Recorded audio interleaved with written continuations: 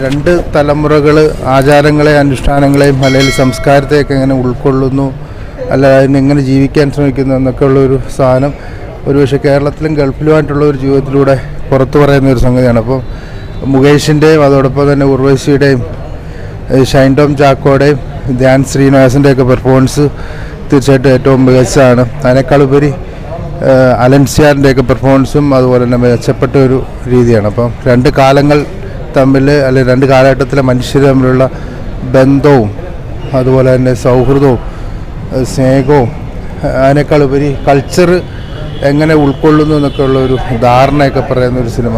അതായത് വേറൊന്നുമല്ല, നമ്മൾ സാമൂഹിക ഉദാഹരണം അതാണ് ഒരു ഫിലിമിൻ്റെയും കലയുടെയും ഒരു പ്രചോദനം എന്ന് പറഞ്ഞാൽ നമ്മൾ സമൂഹത്തെ ഉദ്ധരിക്കണം.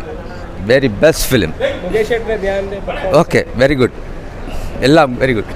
കാര്യം നമ്മൾ ഒരു കല ആധാരിക്കണം, അത് സാമൂഹിക ഉദാഹരണം, അതിന് ശരിക്കും ബേസ് ചെയ്തുള്ളൊരു സിനിമ. Beautiful film.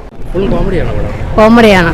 പിന്നെ ഹാസ്യ കോമഡിയിലെ കുറച്ച് പുതുമുഖങ്ങൾ പരിചിതമായ മുഖങ്ങളായാണ് കണ്ടുകൊണ്ടിരിക്കാൻ രസമുണ്ടായിരുന്നു. കുഴപ്പമില്ല, കൊള്ളായിരുന്നു. ക്ലൈമാക്സ് കൊള്ളാം, നന്നായിരുന്നു, കുഴപ്പമില്ല.